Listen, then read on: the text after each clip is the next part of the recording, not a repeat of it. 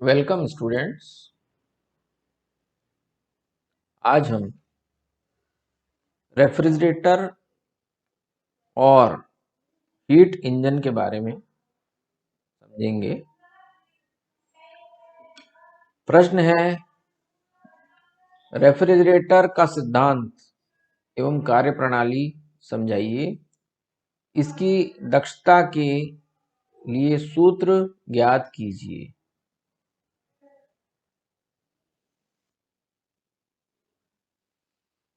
चित्र में हम देख रहे हैं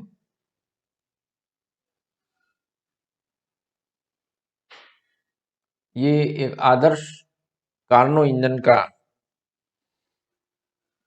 चित्र है, जिसमें स्कीमेटिक T1 T2 ऊष्मा स्रोत, ऊष्मा सिंक, स्रोत से ऊष्मा Q1 ग्रहण करता है। कुछ उपयोगी बाह्य कार्य करता है इंजन, और बची हुई ऊष्मा Q2 बराबर Q1 माइनस W सिंक को ट्रांसफर कर देता है। दूसरी तरफ रेफ्रिजरेटर क्या होता है? हमारे घर में रेफ्रिजरेटर कहीं ना कहीं हमने देखा होगा। रेफ्रिजरेटर कम ताप पर ऊष्मा Q2 ग्रहण करके रिवर्स डायरेक्शन में कार्य करता है, यानी कार्य किया जाता है मशीन पर, रेफ्रिजरेटर पर, और उच्च ताप पर सिंक को सोर्स को ऊष्मा ट्रांसफर करता है। यानी कि यहाँ पे कूलिंग इफेक्ट हो रहा है, क्योंकि हम जानते हैं कि कार्य भी ऊष्मा का ही स्वरूप है। तो जो समीकरण है वो रिवर्स डायरेक्शन में होगी। पहले W यहाँ पे था, अब W इस तरह Q2 plus W is equals to Q1। तो डायरेक्शन रिवर्स होगी।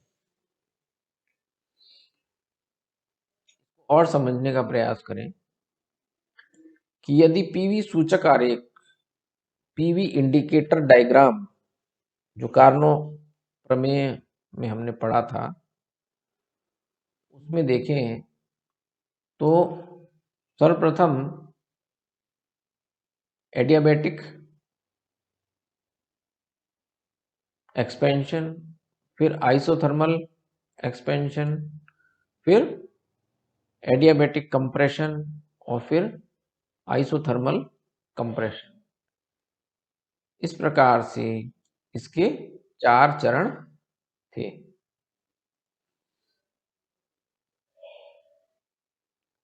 और ये एक आदर्श इंजन, कार्नो इंजन का पीवी सूचक आरेख है। यहाँ पर क्योंकि बाह्य ऊर्जा Q1 का ली जाती है, इसलिए ये आइसोथर्मल है, ये आइसोथर्मल है। और यहाँ पर ये एडियाबैटिक है। एडियाबैटिक कर्व स्टीप होता है। एडियाबैटिक में ऊष्मा का आदान प्रदान नहीं होता है, और आइसोथर्मल में होता है। इसी प्रकार से आइसोथर्मल कंप्रेशन और एडियाबैटिक कंप्रेशन। दूसरी तरफ हम देखते हैं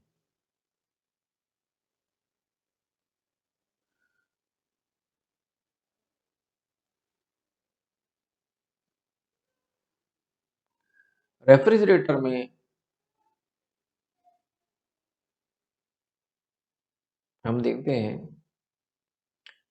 इसकी डायरेक्शन रिवर्स हो गई, ए से डी, डी से सी, सी से बी और बी से ए।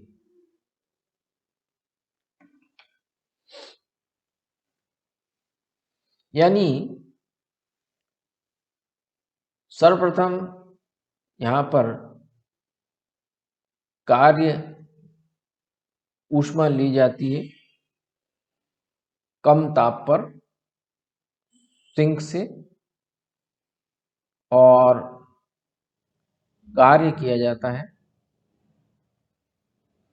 और फिर बची हुई और ऊष्मा उच्च ताप पर, क्योंकि उसमें कार्य भी समाहित है, ऊष्मा स्रोत को ट्रांसफर कर दी जाती है T1 डिग्री केल्विन पर। तो इसकी दिशा, रेफ्रिजरेटर की दिशा साइकिल की जो कार्नोट चक्र है उसके विपरीत है। कोई इंजन जैसे आदर्श कार्नो इंजन उच्च ताप T1 केल्विन पर स्रोत से ऊष्मा Q1 ग्रहण करता है, कुछ उपयोगी कार्य W करके शेष ऊष्मा Q2 बराबर Q1 माइनस W को निम्न ताप T2 केल्विन पर सिंक को निष्कासित कर देता है। इंजन द्वारा स्रोत से ली गई ऊष्मा का कुछ भाग उपयोगी कार्य में रूपांतरित हो जाता है, यूजफुल वर्क के रूप में कन्वर्ट हो जाता है W। चित्र में यह दिखाया गया है कि कार्नोट चक्र पूर्णतः उत्क्रमणीय होता है। ये तथ्य हम पहले डिस्कस कर चुके हैं, समझ चुके हैं। इस प्रक्रम के विपरीत में, कार्नोट चक्र के विपरीत क्रम में संचालित चक्र चित्र 2 में दिखाया गया है, इसे रेफ्रिजरेटर कहते हैं। तो इसका प्रोसेस रिवर्स प्रोसेस है, विपरीत क्रम।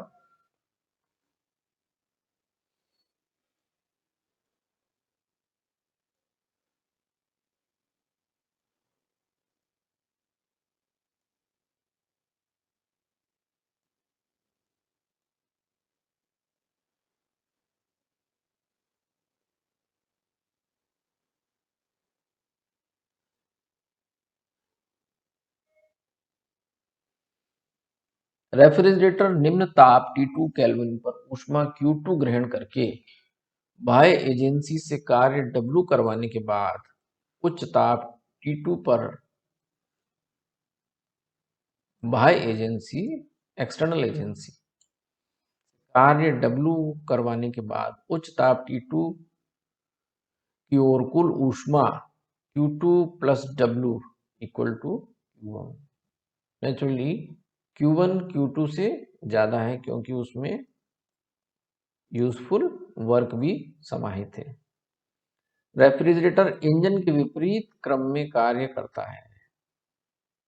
यह प्रक्रम निम्न ताप से उच्च ताप की ओर ऊष्मा का स्थानांतरण करता। अब यहाँ पर ध्यान देने योग्य बात यह है कि यही कारण है कि शीतलक जो है वो चीज को, उस सिस्टम को ठंडा कर देता है, क्योंकि जो स्रोत है उसको ज्यादा मात्रा में ऊष्मा स्थानांतरित की जा रही है। कार्नोट चक्र ऊष्मा इंजन तथा रेफ्रिजरेटर दोनों के समान कार्य करता है।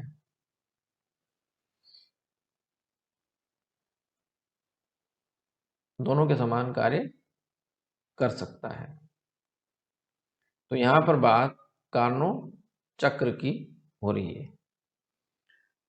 कि यदि डायरेक्शन रिवर्स कर दें तो इसको हम रेफ्रिजरेटर की भांति भी कार्य में ले सकते हैं। अब इसकी क्षमता की बात करें, रेफ्रिजरेटर की क्षमता इसके कार्य गुणांक, एफिशिएंसी जो है वो इसके कार्य गुणांक यानी वर्क परफॉर्मेंस से दी जाती है, वर्क परफॉर्मेंस, कार्य गुणांक। तो समीकरण हमने देखी Q1 plus W is equal to Q2। तो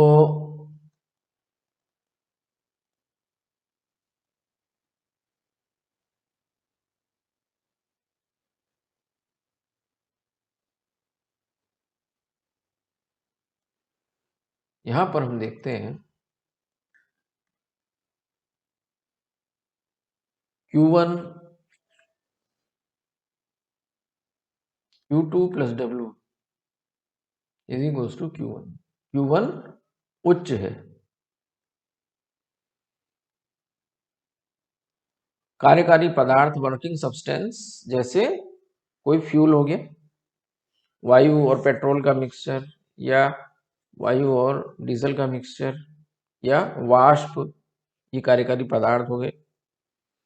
अब यहाँ पर कार्नो इंजन की बात करें तो एक आदर्श गैस कार्यकारी पदार्थ है। और Q1 क्या है? T1 केल्विन, उच्च ताप पर रेफ्रिजरेटर द्वारा निष्कासित ऊष्मा। Q2 ऊष्मा रेफ्रिजरेटर स्रोत से, सिंक से ग्रहण करता है। निम्न ताप पर रेफ्रिजरेटर द्वारा अवशोषित ऊष्मा, क्योंकि डायरेक्शन रिवर्स है, तो W निकाल लिया हमने, Q1 minus Q2।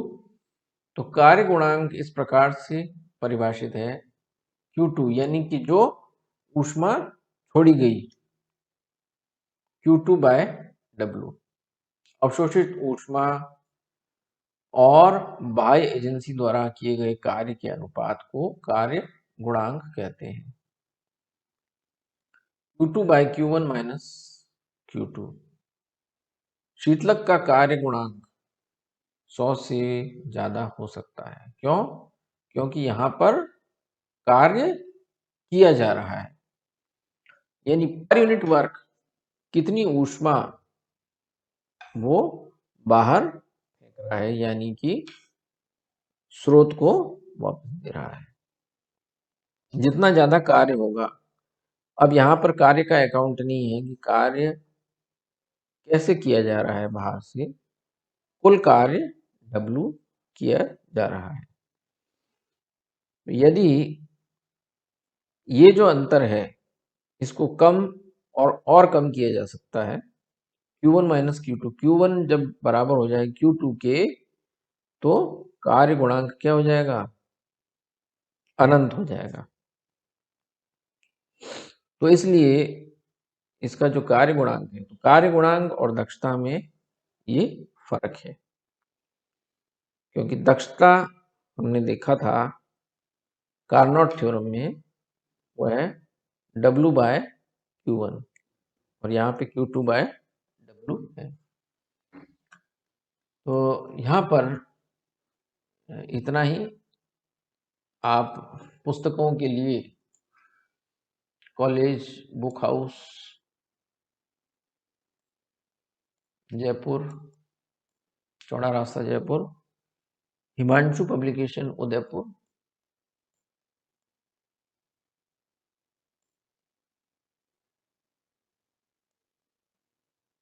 Udaipur, Ramesh book depot Jaipur, ये लोकल टेक्स्ट बुक्स हो गई। इसके अलावा ग्रिफिथ्स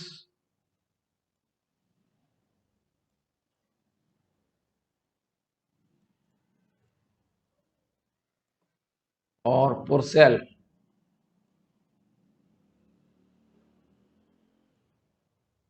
बर्कले,